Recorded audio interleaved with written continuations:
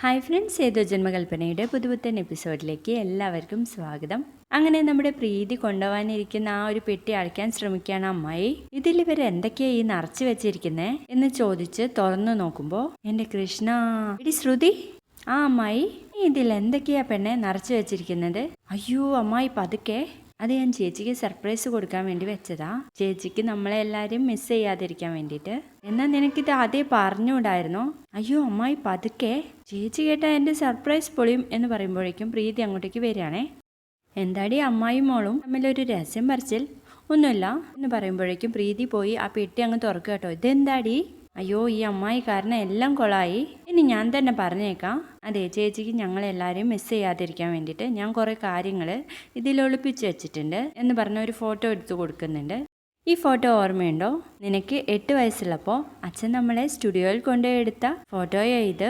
ഒരു കാര്യം കൂടിയുണ്ട് എന്ന് പറഞ്ഞിട്ട് ഒരു ഉണങ്ങിയ റോസാപ്പൂ എടുത്തു കൊടുക്കുകയാണേ. ചേച്ചിക്ക് ഇത് ഓർമ്മയുണ്ടോ? അച്ഛൻ നമുക്ക് ആദ്യമായിട്ട് വാങ്ങി തന്ന റോസാ ചെടിയിൽ വിരിഞ്ഞ പൂവാണിത്. ഇതിനു വേണ്ടി നമ്മൾ ഒരുപാട് അടി കൂടിയില്ലേ? എന്നിട്ട് ഒടുക്കം എനിക്ക് കിട്ടി. ഞാനിത് സൂക്ഷിച്ചു വെച്ചു. ഇതിനി ചേച്ചിക്ക് ഇരിക്കട്ടെ എന്ന് പറഞ്ഞ് പ്രീതിയുടെ കയ്യിൽ കൊടുക്കണേ. പിന്നെ കൃഷ്ണ വിഗ്രഹവും ദേവിയുടെ ഫോട്ടോയും കൂടാതെ ഒരു മരുന്ന് എടുത്തു കൊടുക്കണേ.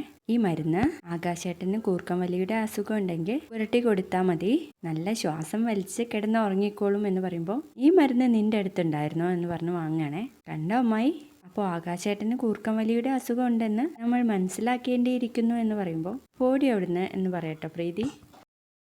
അപ്പോൾ പ്രമീള പറയുന്നുണ്ട്, മോളെ പ്രീതി, നിനക്ക് ഈ പെട്ടി സൗകര്യത്തോടെ അടച്ചുകൊണ്ടുപോകാൻ പറ്റുമോ? ഇവൾ ഈ തല്ലിപ്പൊളി സാധനങ്ങളൊക്കെ അതിൽ കയറ്റിയിട്ട് അത് സാരമില്ല അമ്മേ, എത്ര സൗകര്യം ഇല്ലെങ്കിലും ഇവൾ തന്ന എല്ലാ കാര്യവും ഞാൻ കൊണ്ടുപോയിക്കോളാം എന്ന് പറയുമ്പോൾ, പിന്നെ ചേച്ചി ഒരു കാര്യം ഞാൻ മറന്നു എന്ന് പറഞ്ഞിട്ട് ശ്രുതി പോയി ഒരു ടവൽ എടുത്തിട്ട് വരികയാണേ. അതിൽ ആകാശിൻ്റെയും പ്രീതിയുടെയും പേരൊക്കെ എഴുതിയ ഒരു ടവലാട്ടോ. ചേച്ചി, ഈ തൂവാലയ്ക്കൊരു പ്രത്യേകതയുണ്ട്. ഇതൊരു അത്ഭുത തൂവാലയാണ്. ഇത് ചേച്ചിയുടെ കണ്ണീരൊപ്പാനല്ല, എപ്പോഴും ജീവിതത്തിന് ആശ്വാസമേകുന്ന ഒരു അത്ഭുത തൂവാല. എങ്ങനെയുണ്ടെന്ന് ചോദിക്കാട്ടോ. മതി സംസാരിച്ചു നിന്നത്, രാഹുകാലത്തിന് മുൻപേ ഇറങ്ങാനുള്ളതാ എന്നമ്മായി പറയുമ്പോൾ, ഇന്നത്തെ ദിവസം എൻ്റെ ആഗ്രഹം ദൈവം സാധിച്ചു തന്നു, ഇനി നാളെ എന്ന് പറയുമ്പോൾ, നാളെ എൻ്റെ കാര്യമല്ലേ, അതിനു വേണ്ടി അമ്മ ഈശ്വരനെ സോപ്പിടേണ്ട കാര്യമില്ല. നാളെയും മറ്റന്നാളും ഒക്കെ ഈ ശ്രുതികുമാരി ലക്ഷ്മി ഈ വീട്ടിൽ തന്നെ ഉണ്ടാവും എന്ന് പറയുമ്പോൾ പ്രമീള പറയാണ്, ഒന്ന് പോടി, അത് നീയാണോ തീരുമാനിക്കുന്നതെന്ന്? ഇങ്ങനെ കിന്നരിച്ച് നിൽക്കാതെ വേഗം ഇറങ്ങ് എന്ന് പറയട്ടോ അമ്മായി. തുടർന്ന് മുത്തശ്ശി മോഹനനോട് പറയുന്നുണ്ട് അഞ്ജലിയെക്കുറിച്ച്. അത് ശരി, ഇപ്പം എനിക്കായ കുറ്റം? അഞ്ജലിയോട് അമ്പലത്തിൽ പോകാൻ പറഞ്ഞത് ഞാനല്ലല്ലോ. ശരിയാ, ഞാനാണ്. പക്ഷെ എന്താ അവൾ ഇതുവരെ തിരിച്ചു വരാത്തത്? ഞാനൊന്ന് വിളിച്ചു നോക്കട്ടെ എന്ന് പറഞ്ഞാൽ മുത്തശ്ശി വിളിക്കുന്നുണ്ട്. തുടർന്ന് നമ്മുടെ എനിക്ക് ഒരു ആടുന്ന കസാലയിലൊക്കെ ഇരുന്ന് ഫോട്ടോ എടുക്കുകയാണേ.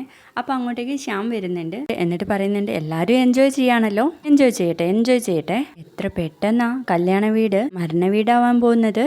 പാവ എൻ്റെ രാജകുമാരി, അനിയൻ്റെ ജീവിതത്തിന് വേണ്ടി പ്രാർത്ഥിക്കാൻ വേണ്ടിയിട്ട് പോയതാ.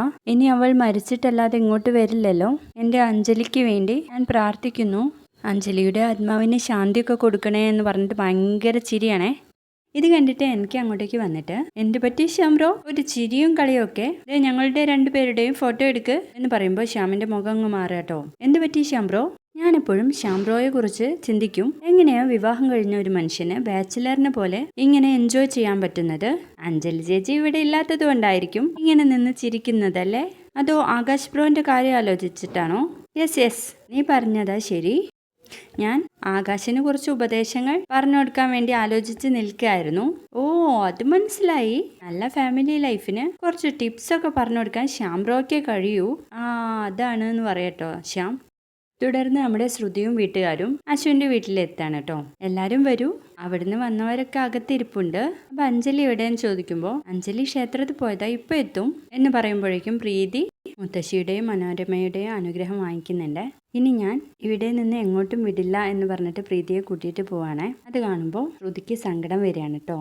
അങ്ങനെ അശ്വനാണെങ്കിൽ ശ്രുതിയെ തന്നെ നോക്കി നിൽക്കുകയാണ് കേട്ടോ. കരയുന്നത് കാണുമ്പോൾ അശ്വൻ ടിഷ്യൂ പേപ്പർ എടുത്തു കൊടുക്കണേ. അത് പിന്നെ സാർ, എനിക്ക് മനസ്സിലായി ശ്രുതി, നിന്റെ ചേച്ചി നിന്നെ വിട്ട് മറ്റൊരു ജീവിതത്തിലേക്ക് പോയി. നിനക്ക് പഴയതുപോലെ പ്രീതിയുടെ കൂടെ ഉല്ലസിച്ച് നടക്കാനൊന്നും പറ്റില്ല. ഐനോ എന്ന് പറയട്ടോ അശ്വിൻ.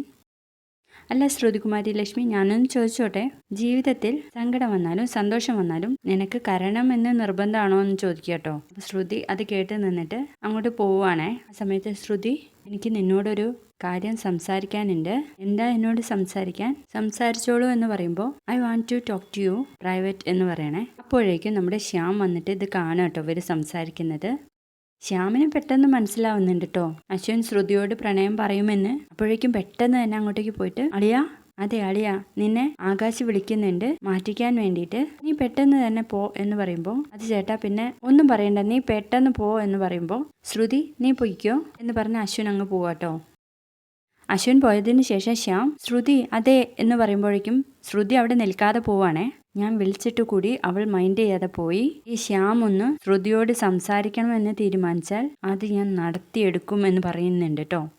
അതിനുശേഷം നമ്മുടെ ആകാശിന്റെ അടുത്തേക്ക് അശ്വിൻ പോകുമ്പോൾ ആകാശ് മാറ്റാനുള്ള ഷർട്ട് എടുത്തോണ്ട് കേട്ടോ. എന്നിട്ട് ഷർട്ടിനോട് പറയുന്നുണ്ട് എന്താ ടെൻഷനിലാണോ?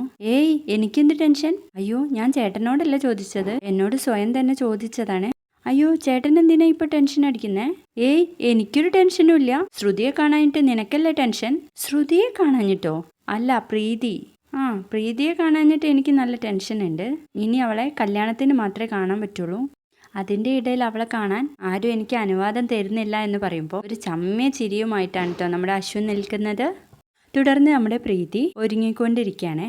അപ്പോൾ ശ്രുതിയോട് പറയുന്നുണ്ട് ശ്രുതി നീ ആ ജിമിക്ക് ഒന്ന് എടുക്ക്. ശ്രുതി ആണെങ്കിൽ അശ്വിൻ പറഞ്ഞത് ഇങ്ങനെ ആലോചിച്ച് നിൽക്കാട്ടോ. ശ്രുതി ആണെങ്കിൽ ഒരു പൂ കൊണ്ടുപോയി കൊടുക്കാട്ടോ നമ്മുടെ പ്രീതിക്ക്. എന്താ ശ്രുതി, ഞാൻ നിന്നോട് ജിമിക്ക് എടുക്കാനല്ലേ പറഞ്ഞത്? ഓ ജിമിക്ക്, സോറി ചേച്ചി എന്ന് പറഞ്ഞിട്ട് ജിമിക്ക് എടുത്തുകൊണ്ടുപോയി കൊടുക്കുകയാണേ. എനിക്കിത് എന്താ പറ്റിയ ശ്രുതി? അത് പിന്നെ എന്നോട് കുറേ നേരമായിട്ട് സംസാരിക്കാനുണ്ടെന്ന് പറഞ്ഞാൽ ഞാനും പിന്നെ എന്ത് ചെയ്യും? സംസാരിക്കാനോ? ആർക്ക് എന്ന് ചോദിക്കുമ്പോൾ ശ്രുതി പെട്ടെന്ന് ബോധത്തിലേക്ക് വരികയാണേ. അത് പിന്നെ ചേച്ചി അശ്വിൻ സായി റാം സാറിന് എന്നോട് എന്തോ സംസാരിക്കാനുണ്ടെന്ന്. എന്തായിരിക്കും അയാൾക്ക് എന്നോട് സംസാരിക്കാൻ? അതിപ്പോൾ കേട്ടാലല്ലേ നമുക്ക് മനസ്സിലാവുള്ളൂ എന്ന് പറഞ്ഞു കൊടുക്കുക കേട്ടോ പ്രീതി. അതിനുശേഷം നമ്മുടെ ശ്യാമാണെങ്കിൽ ഉണ്ടല്ലോ റൂമിൽ നിന്ന് പ്രാക്ടീസ് ചെയ്തുകൊണ്ട് കേട്ടോ അഞ്ജലിയുടെ ബോഡി വന്നുള്ള ആ ഒരു അവസ്ഥ. എന്താ നിങ്ങൾ പറഞ്ഞത്? എൻ്റെ അഞ്ജലി മരിച്ചു പോയെന്നോ? നോ വേ, ഞാൻ ഇതൊരിക്കലും വിശ്വസിക്കില്ല. നിങ്ങൾ എല്ലാവരും കൂടി ഇങ്ങനെ പറയല്ലേ. എൻ്റെ രാജകുമാരി എന്നെ വിട്ടുപോയെന്നോ? ഞാൻ ഒരിക്കലും വിശ്വസിക്കില്ല. അളിയാ കുഞ്ഞാ, നീ ഇത് വിശ്വസിക്കുന്നുണ്ടോ? എൻ്റെ ചേച്ചി എന്നെ വിട്ടുപോയെന്നോ? ശ്രുതി നീ ഇത് കേട്ടില്ലേ? എൻ്റെ അഞ്ജലി എന്നെ വിട്ടു പോയെന്ന്. ഇതിൽ നിന്ന് നിനക്ക് എന്നെ രക്ഷിച്ചൂടെ? നിനക്ക് മാത്രമേ ശ്രുതി എന്നെ ഇനി രക്ഷിക്കാൻ പറ്റുള്ളൂ എന്നൊക്കെ ഇങ്ങനെ പറഞ്ഞിട്ട് ഉറക്കെ ഇങ്ങനെ ചിരിക്കുകയാണേ. അങ്ങനെ പ്രാക്ടീസ് ചെയ്തിട്ട് ഒരുപാട് നേരം ചിരിച്ചുകൊണ്ടിരിക്കട്ടോ ഒരു സൈക്കോനെ പോലെ. പിന്നീട് നമ്മുടെ അഞ്ജലിയുടെ വണ്ടി കാണിക്കുന്നുണ്ട്. ഡ്രൈവർ ഇങ്ങനെ ബ്രേക്ക് ചവിട്ടിയിട്ടും നിൽക്കുന്നില്ല കേട്ടോ. അങ്ങനെ അഞ്ജലിക്ക് ആക്സിഡന്റ് ആയ ഒരു ഭാഗമാണ് കേട്ടോ കാണിച്ചിരിക്കുന്നത്. വീഡിയോ ഇഷ്ടപ്പെട്ടെങ്കിലേ ഒന്ന് ലൈക്ക് ചെയ്യണം, സബ്സ്ക്രൈബ് ചെയ്യണേ.